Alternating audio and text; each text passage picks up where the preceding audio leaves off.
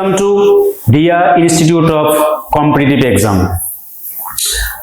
এসএলএসটির বাংলা ক্লাসে তোমাদেরকে আজকে আমি পড়াবো স্বরসন্ধির দ্বিতীয় পর্ব। স্বরসন্ধির প্রথম পর্বে আমরা যা পড়েছিলাম তা একটু স্মরণ করিয়ে দিই। স্বরসন্ধির প্রথম পর্বে আমরা দেখেছিলাম যে দুটি স্বরবর্ণ যুক্ত হয় এবং সেই দুটি স্বরবর্ণ যখন যুক্ত হয় তখন একটি নতুন স্বরবর্ণ আবির্ভূত হয় এবং সেই স্বরবর্ণটি তার কার চিহ্নকে সঙ্গে নিয়ে পূর্বের বর্ণের সঙ্গে যুক্ত হয়। সন্ধিতে পূর্ববর্ণ এবং পরবর্ণ বলতে যোগ চিহ্নের ডান দিকের বর্ণ কিংবা যোগ চিহ্নের বাম দিকের বর্ণকে বোঝায়। যোগ চিহ্নের বাম দিকের বর্ণটিকে বলা হয় পূর্ববর্ণ এবং যোগ চিহ্নের ডান দিকের বর্ণটিকে বলা হবে পরবর্ণ। সন্ধি কিংবা বিচ্ছেদ উভয়ের জন্যই প্রযোজ্য হচ্ছে যোগ চিহ্নের বাম দিকের বর্ণের সঙ্গে ডান দিকের বর্ণের একটা সম্পর্ক। এই দুটো বর্ণ যখন যুক্ত হয় তখন শুধু এখানেই শেষ হয় না, নতুন কোনো বর্ণ সন্ধিতে আবদ্ধ হয়। তাই আগেও বলেছি যে সন্ধি হচ্ছে বর্ণের সঙ্গে বর্ণের মিলন এবং নতুন বর্ণের উৎপত্তি। সেখানে আমরা যে 7টি সূত্র পড়েছিলাম সেখানে কি কি বর্ণ আমরা দেখেছিলাম যে সন্ধির ফলে আমরা দেখতে পেয়েছিলাম যে 7টি যুক্ত ব্যঞ্জনকে নতুন করে তারা কিভাবে বসেছে, যে 7টি যুক্ত ব্যঞ্জন, যে 7টি দীর্ঘ স্বর কিভাবে তারা ব্যবহৃত হয়েছে সেই দীর্ঘ স্বরগুলো আমাদের পরিচয় নেওয়া হয়েছে। তারা হচ্ছে আ দীর্ঘ ই, দীর্ঘ উ, এ ওই, এ ওই এবং ও ও, তাই তো? এই যে আ দীর্ঘ ই, দীর্ঘ উ, এ ওই এবং ও ও, এদেরকে পাই আমরা। তাহলে 3টি, 2টি 5টি, 2টি 7টি, এই 7টি সূত্র আমাদের অলরেডি জানা হয়েছে। সেখানে আমরা বিভিন্ন কন্টেন্টের দ্বারা এই আ কি ভাবে শব্দ তৈরি করেছে সেটা দেখতে পেয়েছি। তো স্বরসন্ধিতে যে প্রথমেই বলেছিলাম যে স্বরবর্ণের সঙ্গে স্বরবর্ণের সম্পর্ক এবং নতুন স্বরবর্ণ যে তৈরি হয় তা জানা গেল। কিন্তু স্বরসন্ধির দ্বিতীয় পর্বে আমরা দেখব বেশ কিছু স্বরবর্ণ, তথাকথিত স্বরবর্ণ নয়, তারাও কিন্তু এখানে ব্যবহৃত হচ্ছে এবং অনেক সময়তে দেখা যায় যে যে বর্ণটি পাওয়া যায় সেটিও কিন্তু তথাকথিত স্বরবর্ণ নয়। যেমন হচ্ছে র ফলা, মানে র তো আমরা সাধারণত জানি ব্যঞ্জন বর্ণ। তাহলে স্বরসন্ধিতে র কিভাবে আসতে পারে এই প্রশ্নটা আসা স্বাভাবিক, কিন্তু জানতে হবে দন্তন্য ম, র, ল এই 4টে ব্যঞ্জনকে বলা হয় অর্ধ ব্যঞ্জন। তাহলে সে যদি পুরো ব্যঞ্জন না হয় তাহলে নিশ্চয়ই তার কিছু সম্ভাবনা কোথায় রয়েছে, স্বরের দিকে থাকতে পারে। তাহলে র কিন্তু একটা পূর্ণ ব্যঞ্জন নয়, অর্ধ ব্যঞ্জন। কোনগুলো? দন্তন্য ম, র, ল, এই 4টেকে বলা হয় অর্ধ ব্যঞ্জন। আবার র কে আর একটা পরিচয় দেওয়া হয় যে র কে বলা হয় তরল স্বর। তরল, ত র ল, তরল মানে লিকুইড, তরল স্বর বলা হয়। স্বাভাবিকভাবেই র যে স্বরবর্ণের একটা জ্ঞাতিত্বের দাবি রাখে সেটা আমরা বুঝতে পারছি।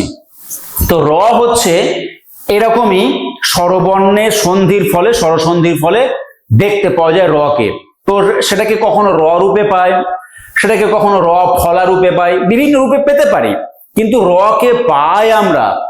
তো এখন এই দ্বিতীয় পর্বেতে আমরা স্বরসন্ধির কিছু কিছু ক্ষেত্রে ব্যঞ্জনের সঙ্গে সামান্য সম্পর্কের কথা দেখতে পাবো।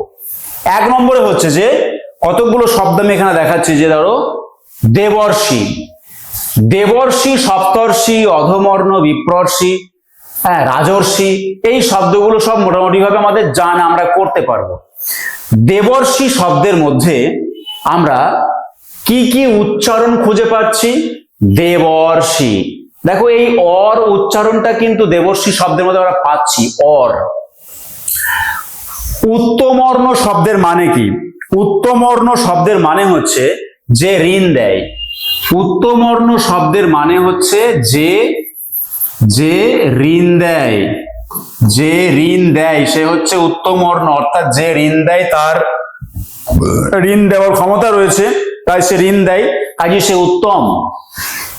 কিন্তু যে ঋণ নেয় সে হচ্ছে অধম। তাহলে অধম যুক্ত ঋণ, এই যে শব্দটা, এই শব্দটার মানে কি? যে ঋণ নেয়। আচ্ছা, এই শব্দটা কি হবে? অধম যুক্ত ঋণ মানে হবে অধমর্ণ, অধম মূর্ধন্যয় রেফ, অধমর্ণ। তাহলে উত্তমর্ণ শব্দের বিপরীত শব্দ হচ্ছে অধমর্ণ, এবং উত্তমর্ণ শব্দের এক কথায় প্রকাশ যদি কখনো আসে, যে ঋণ দেয় তাকে করব উত্তমর্ণ, যে ঋণ নেয় তাকে করব অধমর্ণ। এখন এই গ্রুপের মধ্যে যে শব্দগুলোকে পাচ্ছি আমরা, এই ফ্যামিলিতে যে শব্দগুলোকে পাচ্ছি, এই ফ্যামিলির শব্দগুলো আসলে সবগুলোই সহজ হলেও উত্তমর্ণ এবং অধমর্ণ শব্দটি পরীক্ষাতে এলে আমাদের একটু অচেনা লাগতে পারে। কেননা এগুলোকে আমরা সবাই পারি, কিন্তু উত্তমর্ণ অধমর্ণকে একটুখানি স্কিপ করে যায়। কিন্তু উত্তমর্ণ অধমর্ণ কিন্তু দেবর্ষি, রাজর্ষি, দেবর্ষি, বিপ্রর্ষি, সপ্তর্ষি এদের তালিকার অন্তর্ভুক্ত। কি হয়েছে এখানে বা দেখে নেব আমরা, তবে সূত্রটি ক্লিয়ার হবে আমাদের কাছে। আমরা যে সন্ধিতে সূত্রের ব্যাপারটা জানি, সূত্র হবার কারণটি হচ্ছে শব্দগুলির মধ্যে যে গ্রামাটিক্যাল ফ্যাক্টরটা রয়েছে, সেই ফ্যাক্টরটাই হচ্ছে সূত্র তৈরি করেছে। সূত্র কিন্তু আলাদা করে তৈরি করা হয়েছে দিয়ে শব্দ তৈরি হয়েছে তা নয়। শব্দগুলো যে ফ্যাক্টরের উপর দাঁড়িয়ে আছে সেটাকেই আমরা বলেছি সূত্র। এই শব্দগুলো একটা নির্দিষ্ট ফ্যাক্টরে দাঁড়িয়ে আছে। কি ফ্যাক্টরে দাঁড়িয়ে আছে? দেবর্ষি শব্দের মধ্যে উচ্চারণ করলে আমরা কি পাই? একটা উচ্চারণ হচ্ছে অর। অর উচ্চারণটাকে দেখতে পাচ্ছি আমরা। সব শব্দগুলোর মধ্যে কিন্তু অর দেখতে পাচ্ছি। উত্তমর্ণ, এখানে কিন্তু অর উচ্চারণটা লুকিয়ে রয়েছে। সপ্তর্ষি, অর উচ্চারণটা লুকিয়ে রয়েছে। অধমর্ণ, অর উচ্চারণটা লুকিয়ে রয়েছে। বিপ্রর্ষি, অর উচ্চারণটা লুকিয়ে রয়েছে। তো অর হচ্ছে অ এবং র, অর। তো র শব্দটি দেখো রি থেকে এসেছে, তো রি এর একটা বিকল্প উচ্চারণ হচ্ছে র। তাহলে অ এবং রি যদি থাকে অবশ্যই অর হওয়া উচিত, এবং এই শব্দগুলোর প্রত্যেকটাতেই অ এবং রি দেখা যাচ্ছে। দেবর্ষি শব্দের শেষ হয়েছে অ দিয়ে, আর ঋষি শব্দটি শুরু হয়েছে রি দিয়ে। তাহলে অ এবং রি, এই যে কন্টেন্টটা আমরা কিন্তু দেবর্ষিতে দেখতে পাচ্ছি, যোগের বাঁ দিকে অ, যোগের ডান দিকে রি। উত্তমর্ণে শব্দের মধ্যে অ যোগ রি আমরা কিন্তু দেখতে পাচ্ছি, যোগের বাম দিকটা অ, ডান দিকটা রি। সপ্তর্ষি শব্দের মধ্যে তাই দেখা যাচ্ছে, অধমর্ণ তো তাই দেখা যাচ্ছে, বিপ্রর্ষিত তাই দেখা যাচ্ছে। অতএব অযুক্ত রি মানে যে অর হয় সেটা এখানে পরিষ্কার, এবং সেই অরের অ পূর্ব বর্ণে যুক্ত হবে। পূর্ব বর্ণ বলতে যোগ চিহ্নের বাম দিকের বর্ণ। তাহলে এই অরের যে অবর্ণটি সেটা কিন্তু দেব এর সঙ্গে রয়েছে, দেব এর সঙ্গে রয়েছে। আর অরের রটা কোথায় রয়েছে? রেফ আকারে পরের বর্ণের মাথায় রয়েছে। তাহলে এই জায়গাটাতে কিন্তু অর রয়েছে, এখানে অ, এখানে র। এখানে যদি আমি রেফ না দিতাম তাহলে এই পজিশনটাতে র বসতে পারতো, দেবর্ষি। সব শব্দগুলোর মধ্যে এই ফ্যাক্টরটা কাজ করছে। অ এর পরে রি আছে বলে অর হয়েছে, অরের অটা পূর্ববর্ণে যুক্ত হয়, পূর্ববর্ণ মানে যোগ চিহ্নের বাম দিকের বর্ণ, এবং র এর রি, রটি রেফ আকারে পরের বর্ণের মাথায় বসে। এই যে অর আমরা দেখতে পেলাম, এই সমস্যা, এখান থেকে একটা সমস্যা তৈরি করবে এই শব্দগুলো এসে। আমরা কিন্তু অ যোগ রি সমান অর, এটা খুব স্বাভাবিক, অর অর হবেই। কিন্তু আমরা দেখতে পাচ্ছি আ যোগ রি সমানও কিন্তু অর দেখাচ্ছে। মহর্ষি শব্দের ভিতরটাকে যদি একটু অ্যানালিসিস করি, মহর্ষি, তাহলে নিশ্চয়ই মহযুক্ত ঋষি বলতে পারি না? নিশ্চয়ই মহা হবে, সেটাই মানে বড়। একইভাবে রাজর্ষি শব্দটি, যেখানে রাজা যুক্ত ঋষি আছে, তো রাজর্ষি শব্দটিকে আমরা কি করব? রাজর্ষি শব্দটিকে যদি আমরা বলি তাহলে সেটা কিন্তু রাজর্ষি, অর্থাৎ রাজা যোগ ঋষি। তাহলে রাজা যোগ ঋষি, রাজা শব্দের শেষ হচ্ছে আ দিয়ে, এবং রাজা শব্দ, ঋষি শব্দ শুরু হচ্ছে রি দিয়ে। তাহলে আ এবং র এখানে অর হবার তো সম্ভাবনা ছিল না, কিন্তু হচ্ছে। এইটা আমাদেরকে একটা দ্বন্দ্ব তৈরি করবে, এটা আমাদেরকে দ্বন্দ্ব তৈরি করবে যে কেন এটা অর হচ্ছে, এটা তো আর হওয়া উচিত আগেরটার মতোই। আসলে এটাকে বুঝতে গেলে আমাদের অন্য কতকগুলো শব্দকে একটুখানি আলোচনা করে নিতে হবে। আমি তাহলে এটাকে ভালো করে বুঝিয়ে দিতে পারি। দেখো, এখান থেকে আমরা যে শব্দগুলোকে পেলাম সেই শব্দগুলো সবই শুরু হচ্ছে ঋষি কিংবা ঋণ দিয়ে। এই রিটাকে আমি বলতে পারি একটা নর্মাল রি বা স্বাভাবিক রি। কিরকম? ঋষি বা ঋণ বা ঋষভ, এই যে রি গুলো শুরু হচ্ছে, ঋষি বা ঋণ বা ঋষভ। ঋষভ মানে কি? ঋষভ মানে হচ্ছে ষাঁড়। তো এই রি গুলো যখন আমরা এগুলোকে নর্মাল রি বলছি, কিন্তু কিছু শব্দ যদি আমরা একটু দেখে নিই, যেমন ধরো পিপাসার্থ।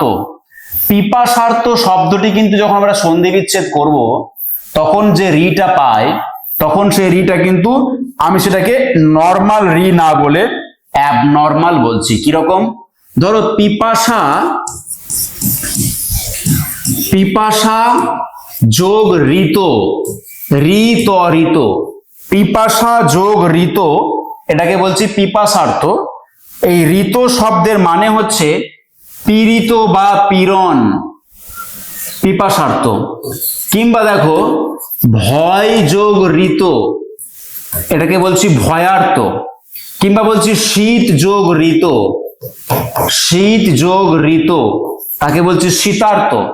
কিংবা বলছি ক্ষুধা যোগ ঋত, ক্ষুধা যোগ ঋত, তাকে বলছি ক্ষুধার্ত। কিংবা বলছি যে বেদনা যোগ ঋত, একটাও কিন্তু আর্ত হবে না, বেদনা যোগ ঋত, তাকে বলছি বেদনার্ত। এই ঋত শব্দের মানে হলো, ঋত শব্দের মানে হলো পীড়িত বা পীড়ন, বেদনা, কষ্ট পাওয়া বোঝায়। যে যে শব্দগুলোতে রি দিয়ে শব্দটি শুরু হচ্ছে অথচ সে রিটা বেদনা বা পীড়ন বোঝাচ্ছে, সেখানে সবসময়ই আর উচ্চারণটা থাকছে। আর আর যেখানে রি দিয়ে শুরু হওয়া সত্ত্বেও, আর রি থাকা সত্ত্বেও সেই রি দিয়ে শব্দটা বেদনা বা পীড়ন বোঝাচ্ছে না, সেটা কিন্তু আর নয়, সেটা অর। যেমন ঋষি, ঋণ, ঋষভ, এই শব্দগুলো যখন ডান দিকে থেকেছে তখন শব্দের উচ্চারণটা সবই অর, সেটা আ দিয়ে থাকলেও কিন্তু অর। কারণ আমরা রাজার্ষি কখনো বলি না, বলি রাজর্ষি, অর্থাৎ অরকেই পায়। ঠিক একই রকম ভাবে দেখো এখানে এদিকে তাকালে দেখতে পাবো যে এটা কিন্তু ভয় মানে অ দিয়েছিল, শেষটা ছিল অ, এবং এটা ছিল ঋত। আমরা কিন্তু ভয়ার্থ বলি না, আমরা বলি ভয়ার্থ, আ হচ্ছে। সহজ করে মনে রাখবো, ঋত শব্দটি যখন থাকছে যার মানে হচ্ছে পীড়ন বা বেদনা, তখনই যে শব্দগুলো পাওয়া যায় সেগুলোর মধ্যে আর উচ্চারণটি খুঁজে পাওয়া যায়। যেমন ভয়ার্থ, তৃষ্ণার্থ, শীতার্থ, পিপাসার্থ, ক্ষুধার্থ, ক্লেদার্থ, যেখানেই বেদনা বা কষ্ট রয়েছে সেগুলোতে আর থাকছে, এবং যেখানে স্বাভাবিক রি দিয়ে শব্দগুলো সেখানে অর থাকছে। এবারে একটা সূত্র কি বলেছে? অকার কিংবা আকারের পরে রিকার থাকলে অর হয়, অরের অ পূর্ববর্ণে যুক্ত হয় এবং র রেফ আকারে পরবর্ণের মাথায় যায়।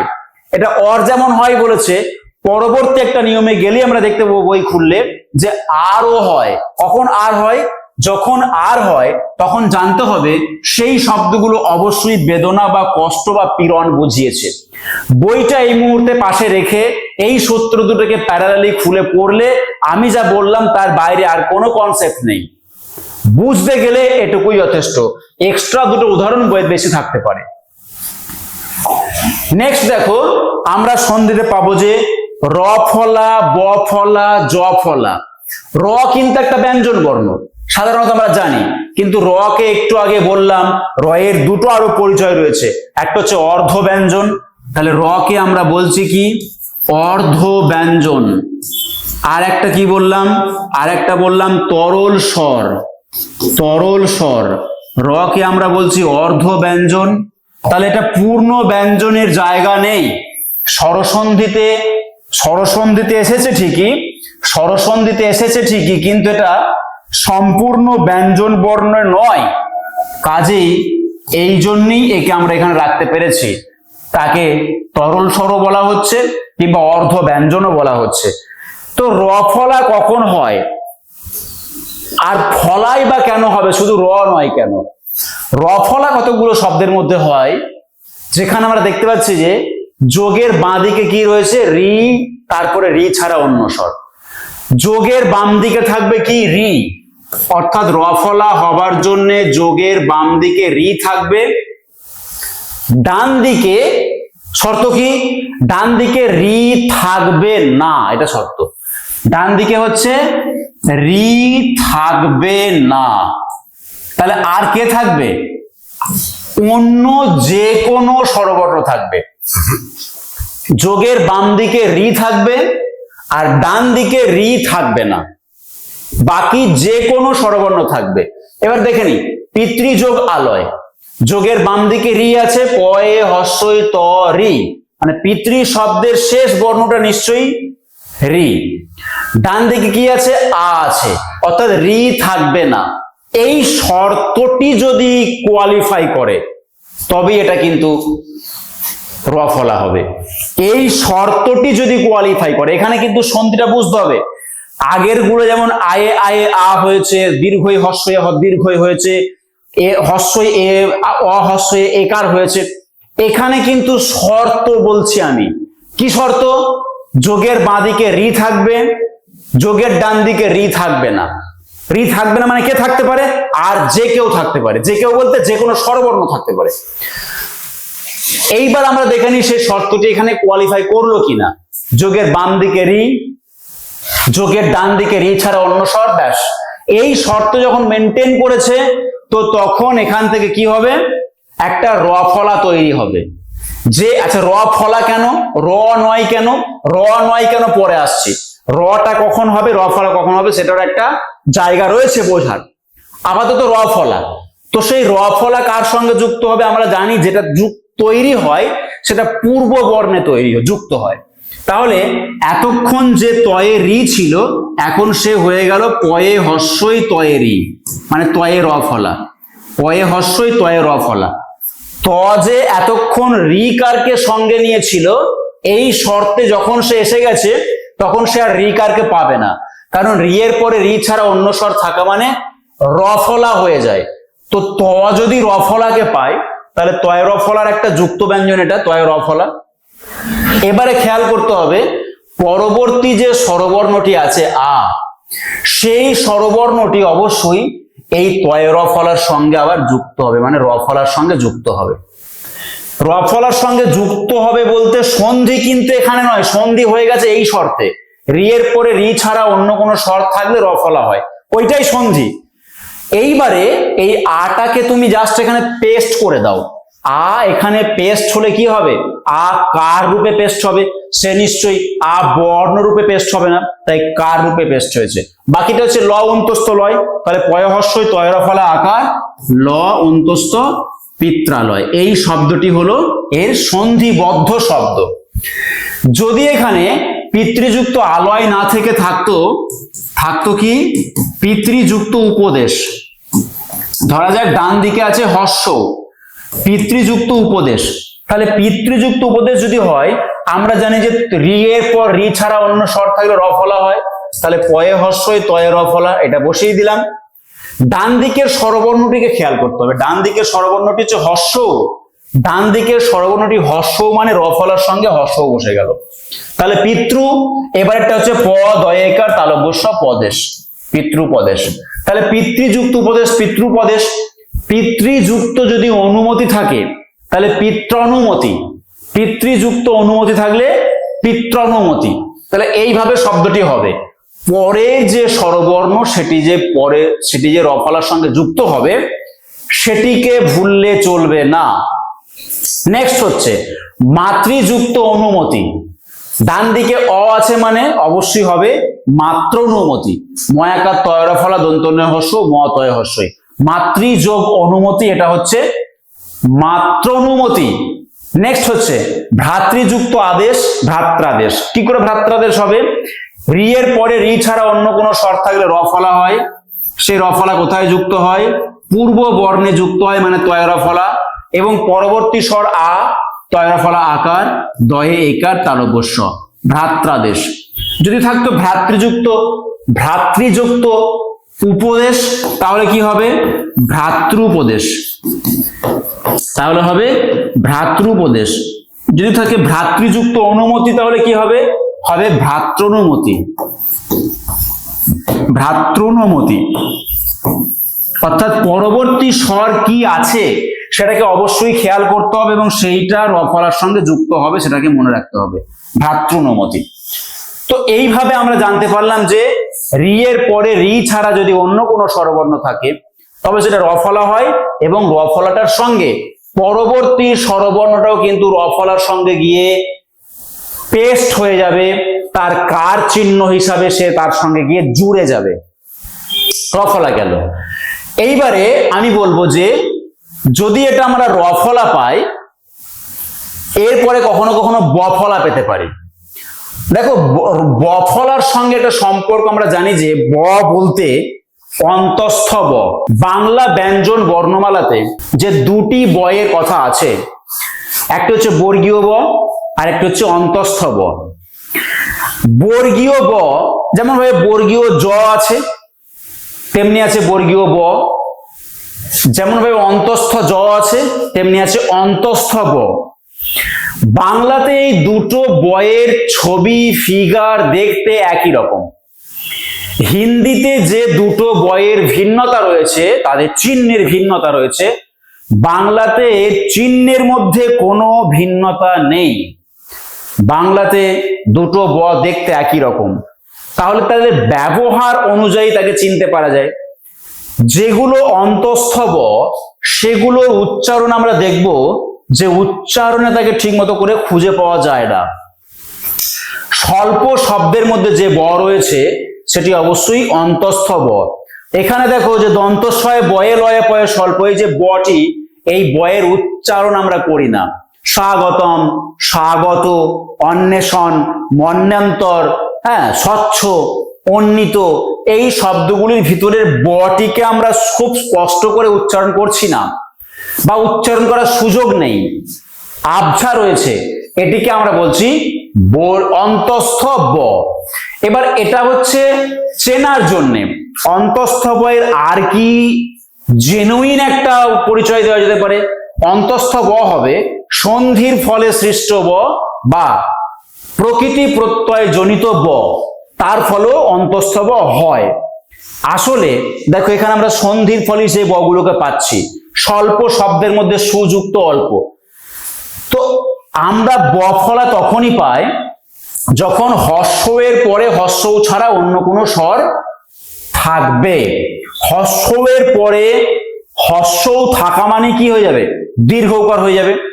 হর্ষ এর পরে হর্ষ থাকবে না, আর যে কেউ থাকতে পারে, যে কেউ মানে যে কোনো স্বরবর্ণ থাকতে পারে, তাহলেই কিন্তু হয়ে যাবে দীর্ঘকার বফলা।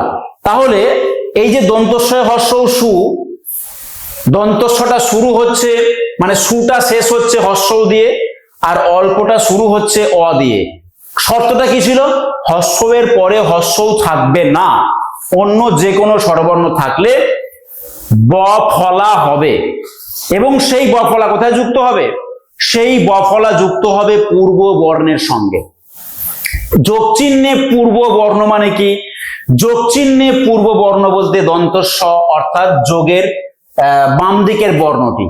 তাহলে দন্তস্বয়ে বয়ে হয়েছে এবং ডান দিকে স্বরবর্ণ কি? যেহেতু অ আছে এখানে, তাই এই অটি দন্তস্বয়ে বয়ের সঙ্গে যুক্ত হয়েছে বটে, কিন্তু আমরা তাকে আলাদা করে দেখতে বা চিনতে পারবো না। কেননা যেহেতু অ এর কোনো নিজস্ব কার চিহ্ন নেই, তাই দন্তস্বয়ে বয়ের সঙ্গে থাকা সত্ত্বেও আমরা তাকে দেখতে পাচ্ছি না। কিন্তু সুযুক্ত আগত, এই স্বাগত শব্দের মধ্যে কিন্তু আমরা আ কে দেখতে পাবো। আ কে দেখতে পাবো। কিরকম দেখতে পাবো? দন্তস্বয়ে বয়ে হবে, সন্ধির শর্ত অনুযায়ী বফলা তৈরি হচ্ছে, এবং তার ডান দিকে যে আ বর্ণটি রয়েছে, এই আ বর্ণটি দন্তস্বয়ে বয়ে আকার বসেছে এই জন্য। কেমন? নেক্সট হচ্ছে অনুযুক্ত অন্বিত অন্বিত। হর্ষৌকার দিয়ে শেষ হচ্ছে অনু শব্দটি এবং হর্ষ বাদে অন্য স্বর ই দিয়ে শুরু হচ্ছে ইত শব্দটি। স্বাভাবিকভাবেই অদন্তন্বয়ে বয়ে হবে, অদন্তন্বয়ে বয়ে। এবারে অদন্তন্বয়ে বয়ের সঙ্গে যে হর্ষইটা যুক্ত করেছি, মানে হর্ষই কারটা যুক্ত করতে পেরেছি, সেটা হচ্ছে এই হর্ষই বর্ণটি এখানে এসে কার চিহ্ন রূপে ব্যবহৃত হয়েছে, তাহলে অন্বিত। তাহলে মনোযুক্ত অন্যন্তর, মনোযুক্ত অন্তর কি হবে? অবশ্যই সন্ধিবদ্ধ শব্দ মন্বন্তর। মনোযুক্ত অন্তর হলে হবে মন্বন্তর। তারপর কি পাবো? সুযুক্ত অচ্ছ হলে কি পাবো? স্বচ্ছ দন্তস্বয়ে বয়ে চয়ে ছয়ে। অর্থাৎ একই রকম ছাঁচ, হর্ষ এর পরে হর্ষৌ ছাড়া অন্য স্বর থাকা মানে বফলা হয়, বফলা পূর্ববর্ণে যুক্ত হয় এবং পরবর্তী স্বরও কিন্তু পূর্ব বর্ণে যুক্ত হবে। এইটা যদি আমরা বুঝতে পারি তাহলে রফলা, বফলা, পরবর্তী যে জফলা সবগুলি বুঝতে পারবো। তাহলে এটা হচ্ছে অন্তঃস্থ ব, যে বটি সন্ধিবদ্ধ ব, যে বটির উচ্চারণ খুব স্পষ্ট নয়, যে বটি মূলত লিখিত আকারই বেশি প্রচলিত এবং উচ্চারণে যাকে আমরা প্রায় উজ্জ রেখে উচ্চারণ করি তাকেই আমরা বলছি অন্তঃস্থ ব। সেই বটি আসে সন্ধিজনিত বা প্রত্যয়জনিত কারণে।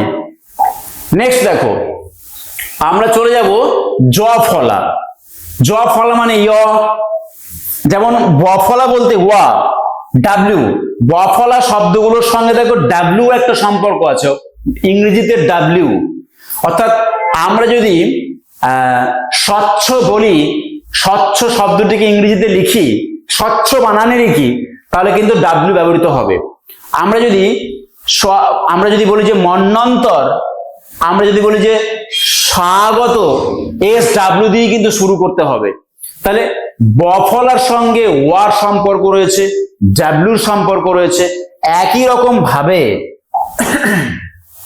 জফলার সঙ্গে ওয়াই এর সম্পর্ক রয়েছে বা ইয়ার সম্পর্ক রয়েছে। ইয়াস যাকে আমরা বলছি যে যশ, আমরা বলছি যে যোগা যাকে আমরা বলতে পারি ইয়োগা। তো ইয়োগা শব্দের বানান ওয়াই, বাংলায় দেখা দিচ্ছে জ বা যোগা। তো এই যে ওয়াই এর সঙ্গে জয়ের সম্পর্কটা নিশ্চয়ই খুঁজে পাওয়া যাচ্ছে। এবার আমরা দেখে নেব যে জফলা কখন হয়। দেখব হর্ষ এর পরে হর্ষই থাকবে না, হর্ষ এর পরে হর্ষই থাকবে না। হর্ষই বলতে এখানে হর্ষই না বলে দীর্ঘও বলতে পারি, মানে ই বলবো ই, ই এর পরে ই থাকবে না। ই এর পরে যদি ই থাকে তাহলে কি হবে? দীর্ঘ ই হয়ে যাবে। ই এর পরে একমাত্র ই থাকবে না, আর কে থাকবে? যে কেউ থাকতে পারে। যে কেউ বলতে যে কোনো স্বরবর্ণ থাকতে পারে। তো আমরা এই শব্দগুলো বলতে তাই কি দেখতে পাচ্ছি? দেখি যে ই এর পরে ই ছাড়া আর কেউ আছেন কিনা। অবশ্যই অনুমতি শব্দটি শুরু হচ্ছে, শেষ হচ্ছে ই দিয়ে। তাহলে অনুমতি শব্দটি শেষ হচ্ছে ই দিয়ে। অনুসারে শব্দটি শুরু হচ্ছে অ দিয়ে। অতএব ই ব্যতীত অন্য স্বর, অ কিন্তু ই ব্যতীত অন্য স্বর। তাহলে এই শর্ত এখানে কোয়ালিফাই করলো। ই এর পরে ই ছাড়া অন্য স্বর আছে, তাই যদি থাকে তাহলে কি হবে? এবার জ ফলা হবে। কেন জ ফলা হবে? কেন জ তো হতে পারে। তো দেখছি আমরা কখন জ ফলা করা যায়, কিন্তু ধরে নিচ্ছি জ ফলা হবে। সেই জ ফলা কোথায় যুক্ত হবে? সেই জ ফলা পূর্ব বর্ণে যুক্ত হবে। তাহলে শর্ত হচ্ছে ই এর পরে ই ছাড়া অন্য স্বর। এই শর্ত তৈরি হবে কি? জ ফলা কোথায় যুক্ত হবে? পূর্ব বর্ণে, মানে তয়ের সঙ্গে। তাহলে অ দন্ত ন হর্ষ ম তয় জ ফলা, অনুমত্ত তয়ের সঙ্গে যুক্ত হলো। বাকি অংশটুকু কি? দন্তন্বয় হর্ষ দন্তস্বয় আকার রয়েকার নৌসারে, তাই অনুমত্ত নৌসারে। এখানে আমাদেরকে পরীক্ষা একটা প্রশ্ন দিয়ে দেবে, এখানে একটা আকার দিয়ে দেবে। আকার দিয়ে বলতে পারে যে এই বানানটির মধ্যে কোথায় ভুল আছে। আসলে ওই আকার দেওয়াটাই ভুল। কেন ভুল? আকার হবে না তার কারণ হলো ডান দিকের বর্ণটি অ দিয়ে শুরু হচ্ছে, স্বাভাবিকভাবেই আকার বানানটিতে হবে না। ডান দিকের বানানটি যেহেতু অ দিয়ে শুরু হচ্ছে, স্বাভাবিকভাবেই আকার হবার কোনো কোনো প্রয়োজন এখানে পড়বে না, কোনো কারণ নেই আকার হবার, তাহলে অনুমত্ত অনুসারে। কিন্তু ইত্যাদি শব্দের মধ্যে আকার হয়েছে কেন না, আদি শব্দটি শুরু হচ্ছে আ দিয়ে বলে হস্যই তয় জ ফলা আকার দয় হস্য ইত্যাদি। নেক্সট হচ্ছে প্রত্যুত্তর, প্রতিযুক্ত উত্তর প্রত্যুত্তর। প্রত্যুত্তর শব্দের মধ্যে জফলা তৈরি হয়েছে, তয়ে জফলা বসেছে, তয়ে জফলা হস্যও হয়েছে, এই হস্যটা তয়ে জফলার সঙ্গে বসে গেছে দেখো, এবং তয়ে তয়ে রা প্রত্যুত্তর। তাহলে যে শব্দের ক্ষেত্রে ডান দিকের স্বরবর্ণটি ছিল অ, সেই শব্দটির ক্ষেত্রে তয়ে জ ফলাটাও কিন্তু অকারান্ত। যে শব্দটির ক্ষেত্রে ডান দিকের স্বরবর্ণটি আ, সেই শব্দটিতে জ ফলাটা আকারান্ত। যে শব্দটির ক্ষেত্রে ডান দিকের স্বরবর্ণটি হস্য, সেই শব্দটির ক্ষেত্রে জ ফলাটা সেই হস্যকারান্ত। পয়র ফলা তয়জ ফলা হস্য মানে প্রত্যু হস্যকারান্ত। যে শব্দটির ক্ষেত্রে আবার অ, আবার সেটা অকারান্ত। যাই হোক, এইবার আমরা দেখে নেব যে পরিযোগ অবসান, এখানে কিন্তু এই জ ফলাটা নয়, এখানে জটা কি ডিরেক্টলি দেখতে পাচ্ছি, কি বানান হবে পর্যবসান, অর্থাৎ পর্যবসান। এই যে পর্যবসান শব্দটি আমরা পেলাম, পর্যবসান শব্দের মধ্যে অ্যাকচুয়ালি কি পাওয়া যাচ্ছে, অন্তস্থ জ, তার সরাসরি ব্যবহার পাওয়া যাচ্ছে, জ ফলা নয়, জ কে পাওয়া যাচ্ছে। উপরি যুক্ত উপরি কি হবে একটুখানি ক্যালকুলেট করো নিজেরা। উপরি যুক্ত উপরি শব্দটি হবে উপর্যুপরি, শব্দটি হবে উপর্যুপরি। এই উপর্যুপরি শব্দের মধ্যে দেখো জ কে পেলাম, অথচ প্রতিযুক্ত আশা প্রত্যাশা এখানে আবার জ কে পাবো না, এটা হবে পয়ে র ফলা তয়ে জ ফলা আকার তাল বস্যয় আকার প্রত্যাশা।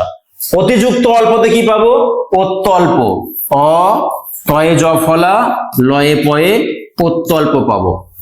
তাহলে জ এবং জ ফলার মধ্যে পার্থক্যটা কখন কিভাবে খুঁজে পাবো, যখন দেখব এই যে হস্যই আছে যোগের বাম দিকে, সেই হস্যের গার্জেন, সেই হস্যের গার্জেন র, অর্থাৎ পর্যবসান শব্দে যে হস্যই আছে শেষে প র হস্যই, প র হস্যই, ওই হস্যের গার্জেন যখন র, তখনই কিন্তু আমরা জ পাই, অন্যথায় জ ফলা পাই।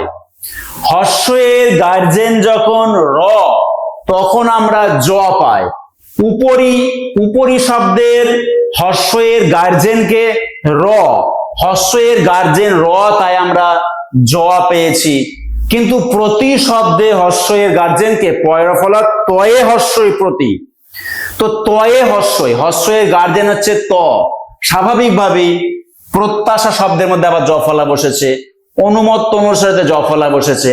তাহলে এই হস্যইটি ঠিক পূর্ববর্ণ, এই হস্যইটি যার সঙ্গে জুড়ে রয়েছে সে যদি অনলি র হয় তাহলে সেটা জ হয়, অন্যথায় জ ফলা হয়। এই উদাহরণগুলোর দিকে তাকালে সেটা আমরা বুঝতে পারবো। তাহলে যদি বলা হয় পর্যটন, পরিযোগ অটন, পরিশব্দে র এর গার্জেন, হস্যের গার্জেন র, সে কারণেই এটা হয়ে গেছে জ। কিন্তু জ ফলা হবে তখনই যখন গার্জেনটি র বাদে অন্য কেউ।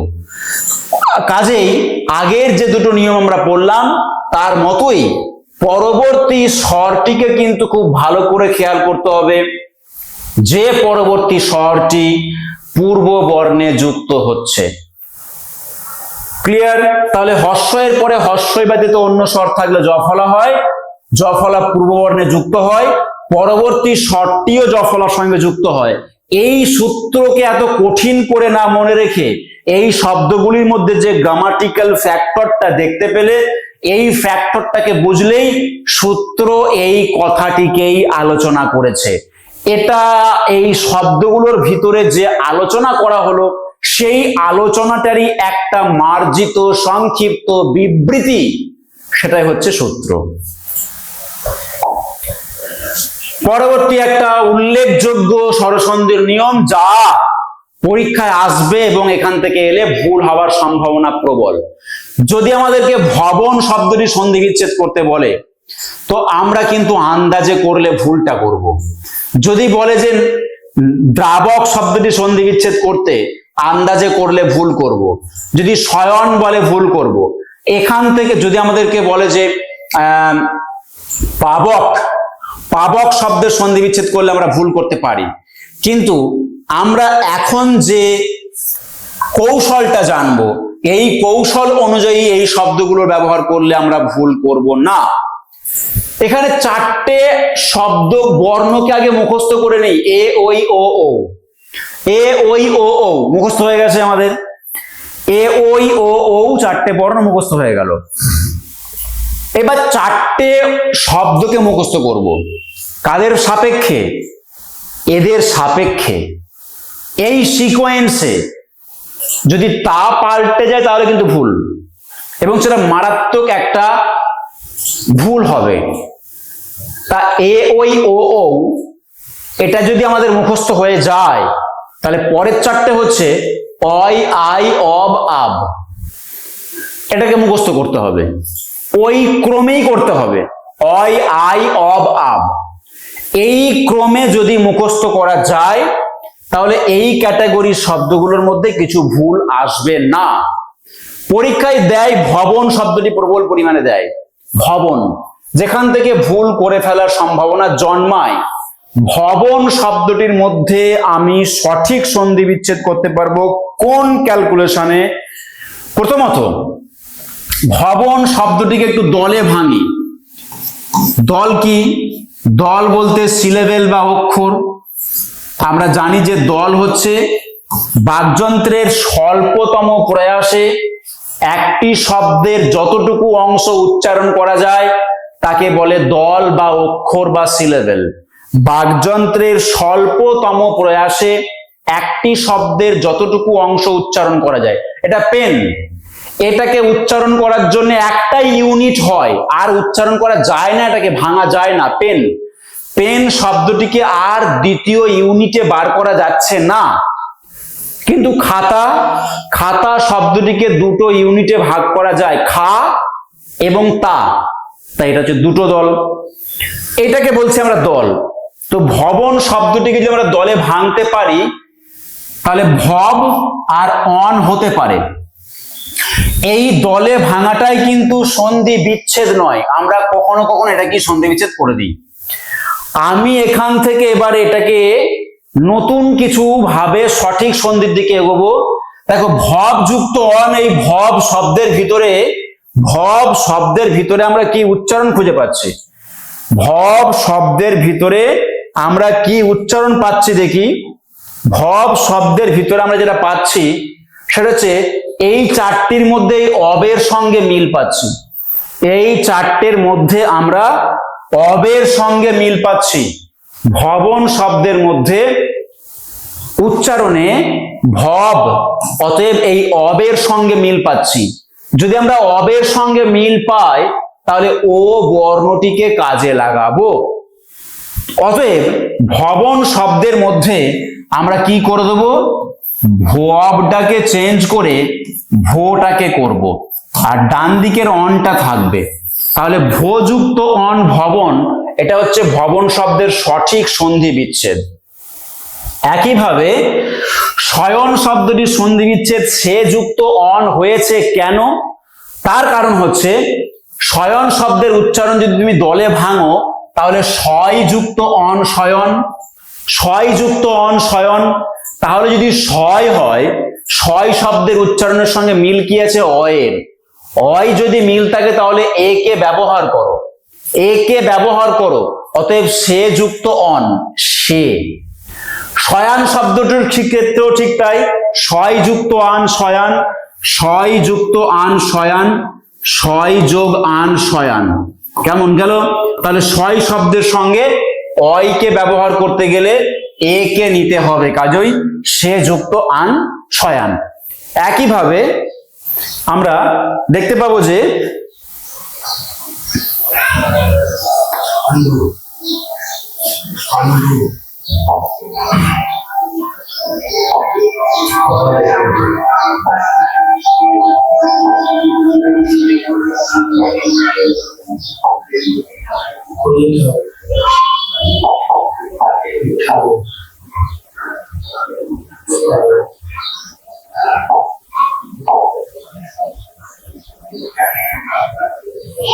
আচ্ছা, তো এইভাবে এই শব্দগুলোকে সলভ করবো। যেমন ধরো গায়ক, গায়ক শব্দটিকে দলে ভাঙলে কি পাচ্ছি? গায় যুক্ত অক। তাহলে গায়ক শব্দের সঙ্গে আয় একটা ধ্বনি খুঁজে পাচ্ছি এবং এই আয় ধ্বনিটি ওই থেকে এসেছে, কাজেই ওইকে ব্যবহার করব গায়কের মধ্যে। আর অন্যদিক থেকে আমরা জানি যে গই মানে গান করা, তাহলে গায়ক শব্দের মানে যে গই ধাতু হবে সেটার মধ্যে কোনো ভুল খুঁজে পাচ্ছি না। এবার এই জায়গাটাতে বইয়েতে যে সূত্র বলা রয়েছে তা অত্যন্ত জটিল এবং তা অত্যন্ত দুর্বোধ্য টাইপের, তো ওটাকে বুঝতে যাওয়ার দরকার নেই। ওই সূত্রটি থেকে যা দাঁড়ায় তা হচ্ছে এ ওই ও ও অয় আই অবাব, এই উচ্চারণগুলোকে মনে রাখবো। যে শব্দগুলো এই পরিবারের শব্দ সেই শব্দগুলোর মধ্যে আমরা এই উচ্চারণের সাপেক্ষে এই বর্ণগুলিকে কাজে লাগাবো। যেমন ধরা যাক পাবক, পাবক শব্দের মানে কি? পাবক মানে হচ্ছে আগুন।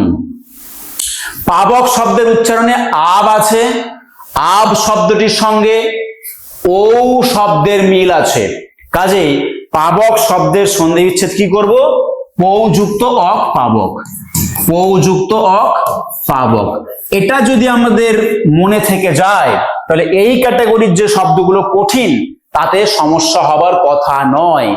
এ ওই ও ও যথাক্রমে অয় আই অব আব। পরবর্তী যে শব্দগুলো রয়েছে সেগুলো হচ্ছে নিপাতন সিদ্ধ স্বরসন্ধি। যে নিয়মগুলো আমরা পড়লাম সেই নিয়মগুলোর বাইরে বেশ কিছু শব্দ আছে যারা নিয়মের কিছুটা অংশকে নিয়েছে আর কিছুটা অংশকে নেয়নি, নিয়মকে ভেঙেছে, যাকে বলছি আমরা নিপাতন সিদ্ধ স্বরসন্ধি। এখন দেখে নিই তারা নিয়মকে কিভাবে ভাঙলো। দেখা যাক প্রৌঢ় শব্দটি, প্রৌঢ় শব্দটির মধ্যে যে কন্টেন্ট আছে, প্রযুক্ত উড়ো হচ্ছে প্রৌঢ়, পয়রা ফলা ও ঢয় শূন্য র, এটা হচ্ছে প্রৌঢ়। প্রৌঢ় শব্দের মধ্যে কি কন্টেন্ট রয়েছে? প্রৌঢ় শব্দের মধ্যে কন্টেন্ট রয়েছে অযোগ দীর্ঘ, অযোগ দীর্ঘ এই কন্টেন্ট রয়েছে। আচ্ছা, অযোগ দীর্ঘ মানে সচরাচর কি হয়? অযোগ দীর্ঘ মানে সচরাচর ও হয়। কি প্রমাণ আছে অযোগ দীর্ঘ মানে ও হয়? যেমন ধরো বললাম যে চঞ্চল যুক্ত উর্মি, চঞ্চল যুক্ত উর্মি, চঞ্চল যুক্ত উর্মি কি হবে? চঞ্চল উর্মি, চঞ্চল উর্মি। অযোগ দীর্ঘ মানে কিন্তু ওকার দেখতে পেয়েছি, চল যোগ উর্মি চলর্মি, তাহলে অযোগ দীর্ঘ মানে কিন্তু ও হয়, এটাই নিয়ম। অনেক ক্ষেত্রেই হয়, কিন্তু প্রৌঢ় শব্দের মধ্যে অযোগ দীর্ঘ এই কন্টেন্ট ব্যবহৃত হয়েছে, অথচ প্রৌঢ় শব্দের মধ্যে ও না হয়ে ঔকার হয়েছে। কেন হলো? এটা একাকী একটি শব্দ যে ও হবার কন্টেন্ট নিল আর ও রেজাল্ট দিল। এই যে দ্বিচারিতা করেছে প্রৌঢ় শব্দটি, সেই জন্য তাকে নিয়ম না বলে নিয়ম বহির্ভূত বলা হয়েছে। বিষয়টা হচ্ছে যে প্রৌঢ় শব্দের যে কন্টেন্ট ছিল সেটা হচ্ছে অযুক্ত দীর্ঘ, অযোগ দীর্ঘ কন্টেন্ট আছে। অযোগ দীর্ঘ মানে রেজাল্ট হয় ও, যেমন চঞ্চলর্মি চলর্মি এই শব্দগুলো। কিন্তু অযোগ দীর্ঘ থাকা সত্ত্বেও প্রৌঢ় শব্দের মধ্যে ও না হয়ে ও হয়েছে, সেই জন্য এটা হচ্ছে নিপাতন। নেক্সট গবাক্ষ, যে আগের শব্দটি পড়ে এলাম আমরা, গো যুক্ত অক্ষ গবাক্ষ, গবাক্ষ। গবাক্ষ শব্দটিকে দলে ভাঙলে কি পাবো? গব আ খ। গব আক্ষ। তাহলে আমরা দেখো এই গবাক্ষ শব্দের মধ্যে গবের জন্য যদি ও নিই, কিন্তু এটা কিন্তু আক্ষ, আমাদের দরকার কি অক্ষ, আমাদের দরকার হচ্ছে অক্ষ। অক্ষ মানে কি, অক্ষ শব্দটি আসছে অক্ষী থেকে, আমাদের দরকার হচ্ছে অক্ষ। কিন্তু এখানে শব্দটি রয়েছে কি গ যোগ হওয়া উচিত আক্ষ, কিন্তু আমরা গবাক্ষ শব্দের সন্ধি বিচ্ছেদ করি, আক্ষ নয় গো যোগ অক্ষ। কাজেই এখানেও কিন্তু ওই নিয়মটি অস্বীকার করেছে। নেক্সট হচ্ছে দেখো স্বযুক্ত ইরো স্বৈর। স্বৈর শব্দটি বানান কি, দন্তস্বয়ে বয়ে ওই র, স্বৈর। স্বৈর শব্দটির মধ্যে কন্টেন্ট কি আছে, অযুক্ত দীর্ঘই। অযুক্ত দীর্ঘ এই কন্টেন্ট থেকে কি পাওয়া যায়, অযুক্ত দীর্ঘ এই কন্টেন্ট থেকে এ পাওয়া যায়, এ। যেমন গণযুক্ত ইস গণেশ, দিনযুক্ত ইস দীনেশ, নরযুক্ত ইস নরেশ। তাহলে অযুক্ত দীর্ঘই মানে এ পাওয়া যায়, অথচ স্বৈর শব্দটির মধ্যে অযুক্ত ই সেটা হয়ে গেল ওই। তাহলে সচরাচর অযুক্ত ই মানে এ হয়, স্বৈর শব্দটি অযুক্ত ই মানে ওই হলো। নিয়ম ভেঙেছে, নিয়ম মানেনি, কন্টেন্ট যা নিয়েছে সেই অনুযায়ী যা রেজাল্ট হওয়া উচিত ছিল দেয়নি, স্বাভাবিকভাবে এটাকে বলা হচ্ছে একটা নিপাতন সিদ্ধ স্বরসন্ধি। আবার দেখো কুলোটা। কুলোটা শব্দের মধ্যে আমরা দেখতেই পাচ্ছি যোগের বাঁ দিকে অ আছে, যোগের ডান দিকে অ আছে, দুটো অ মিলে আ হবে, অথচ কুলোটা শব্দের বানানটি হচ্ছে কয়হস্য ল টয়াকার কুলোটা। অতএব দুটো অ মিলে আ হয় এটা তো পৃথিবীর সবাই জানে, অথচ কুলোটা শব্দের মধ্যে দুটো অ মিলে আ হয়নি, অই রয়ে গেছে। তাহলে যে এরকম সাধারণ নিয়মকে মান্যতা দেয় না, তাকে আমরা সাধারণের মধ্যে রাখিও না, তাকে আমরা একটা ব্যতিক্রমী জায়গায় ঠেলে দিয়ে রাখি, সেই জন্য নিপাতন।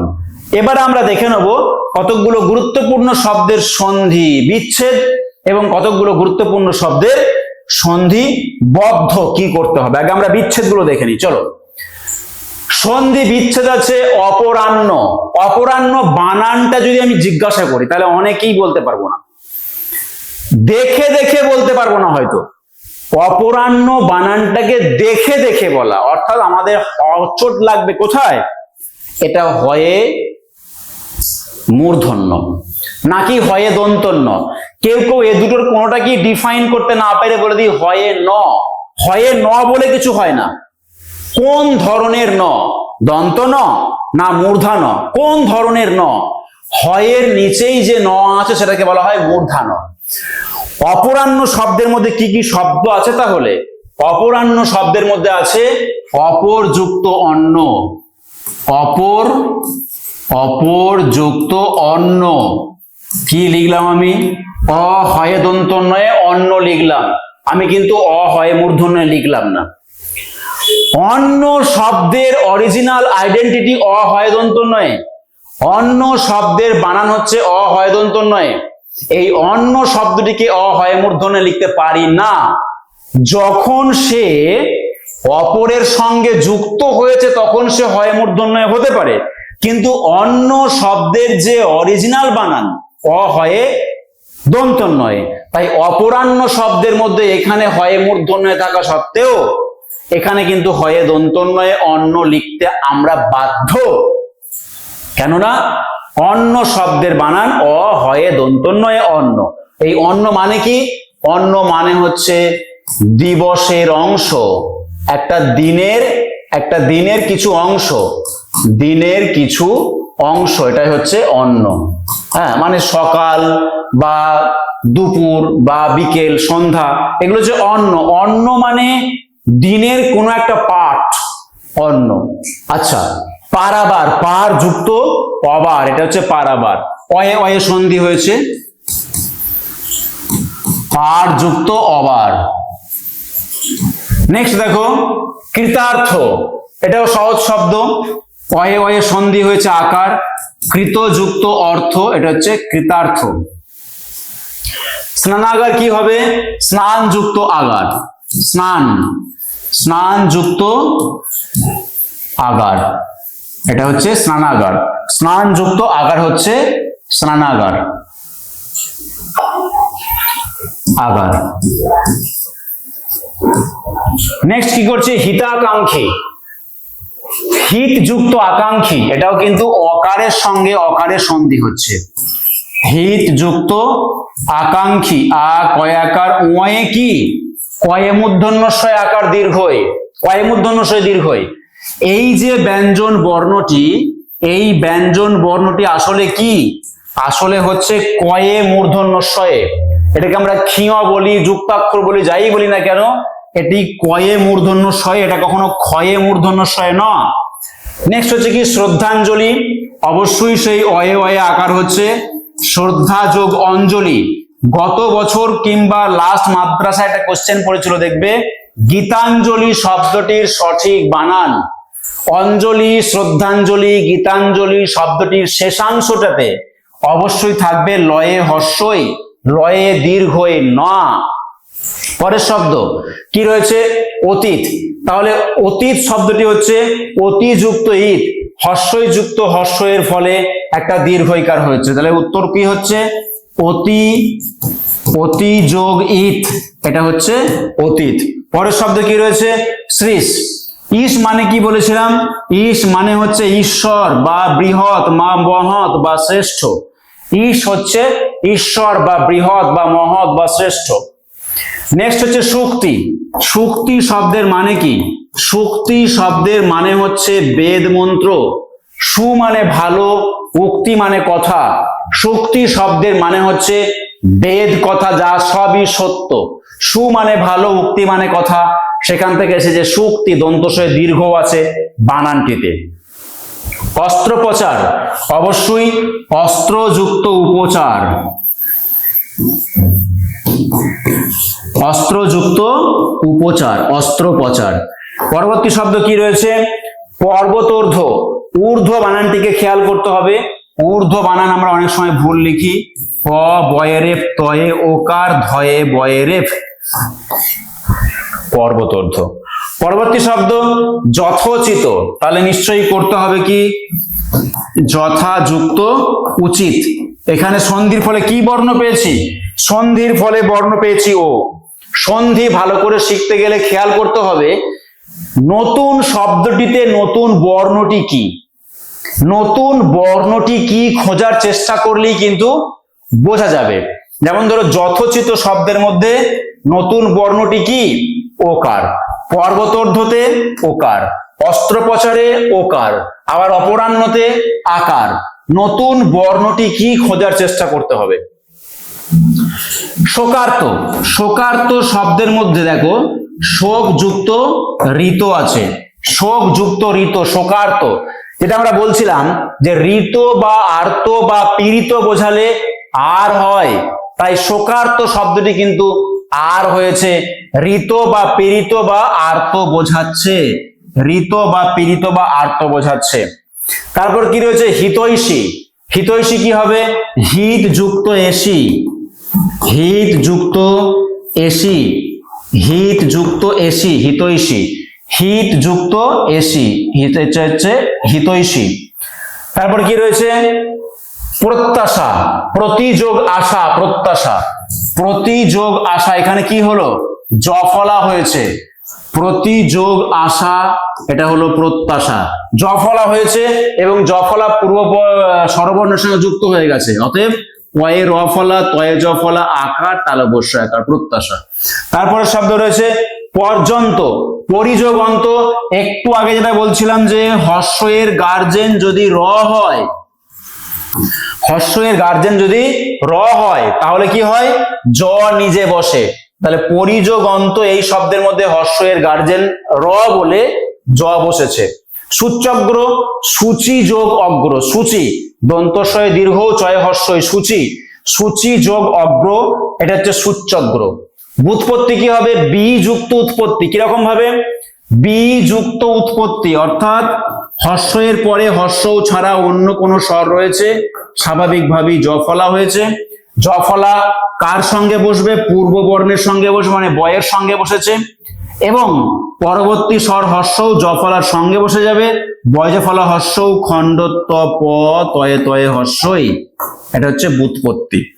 নেক্সট দেখো পর্যটক, পরিযুক্ত অটক, অটন মানে গমন, অটক মানে যে গমন করে, কাজে পর্যটক শব্দের মধ্যে হস্যের যে গার্জেন সে হচ্ছে র।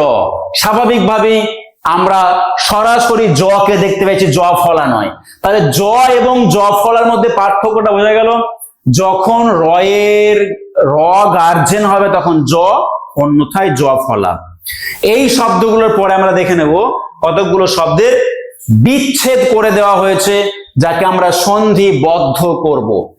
বিচ্ছেদ দেওয়া রইল গো যোগ আদি। তো গো যোগ আদি কি হবে? অবশ্যই আমরা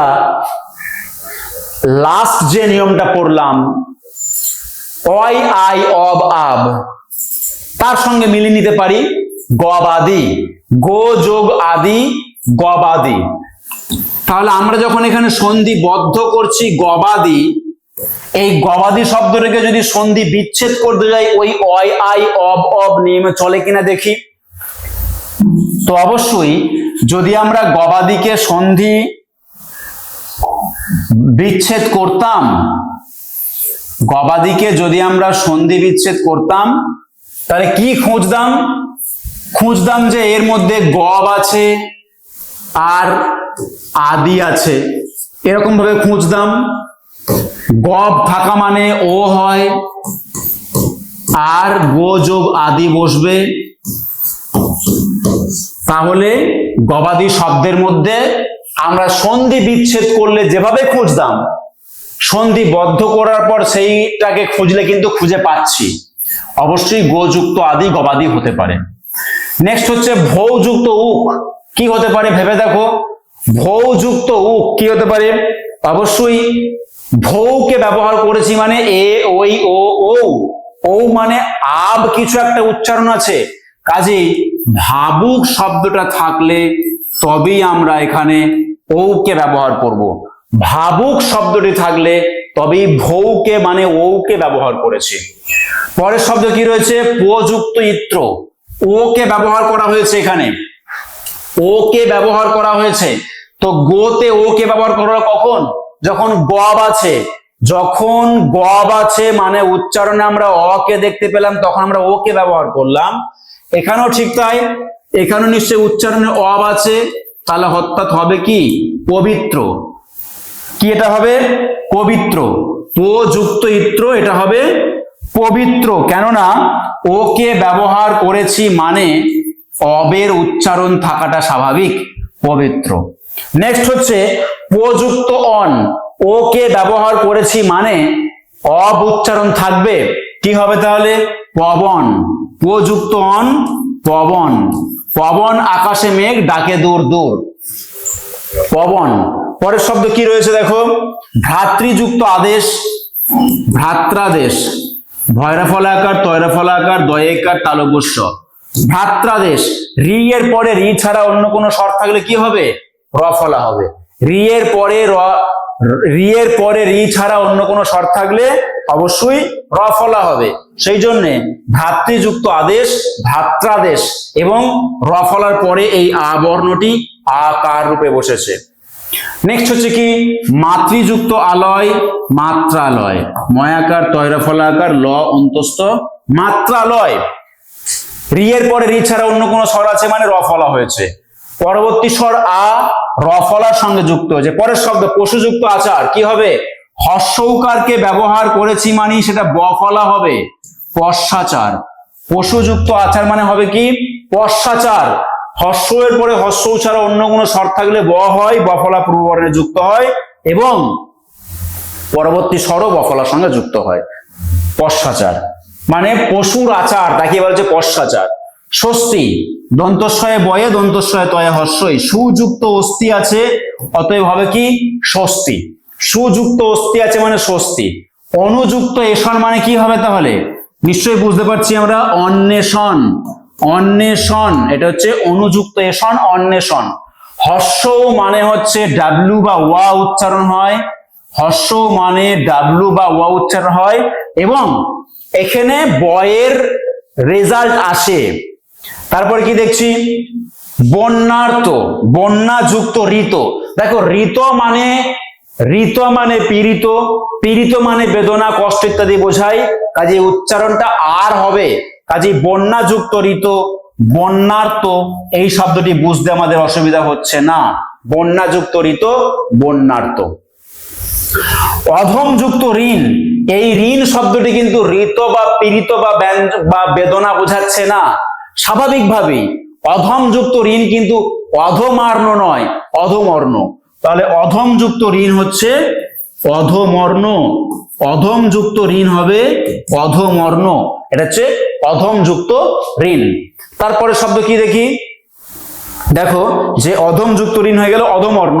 তারপরে শব্দ রয়েছে বধূযুক্ত উদয়। বধূযুক্ত উদয় কি হবে? বধূদয়।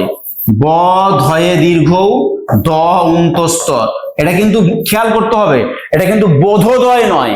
বোধোদয় মানে বোধ যোগ উদয়, ওটা বোধোদয়। এটা বধূর আবির্ভাব, বধূর মঞ্চে আবির্ভাব হতে পারে, সংসারে আবির্ভাব হতে পারে, কোন উপন্যাসে বধূর আবির্ভাব হচ্ছে, এমন একটা শব্দ হচ্ছে বধূযুক্ত উদয়, বধূদয়। নেক্সট হচ্ছে দেখো পরিযুক্ত ইক্ষণ, পরীক্ষণ। পর অয়ে দীর্ঘই কয়ে মূর্ধন্যশয়ে মূর্ধন্য, পর অয়ে দীর্ঘই কয়ে মূর্ধন্যশয়ে মূর্ধন্য, পরীক্ষণ। পরের শব্দ কি? বিশ্বযোগ আত্মা, বিশ্বাত্মা। বয়ে হস্যই তালবস্যয়ে বয়ে আকার, তয়ে ময়ে আকার, বিশ্বাত্মা। তাহলে এখানে আমরা স্বরসন্ধির সমস্ত নিয়মগুলো আলোচনা করলাম। স্বরসন্ধির নিয়ম বাইরে অনিয়মগুলো আলোচনা করলাম। তারপর কি শিখলাম? তারপর আমরা শিখলাম কতগুলো শব্দের সন্ধি বিচ্ছেদ এবং কতগুলো শব্দের সন্ধি বদ্ধ করলে কি হবে। তো আজকের স্বরসন্ধির ক্লাসটা এই পর্যন্তই। পরবর্তী ক্লাসে আমরা ব্যঞ্জন সন্ধির আলোচনা নিয়ে ফিরে আসছি। ততক্ষণের জন্য ধন্যবাদ।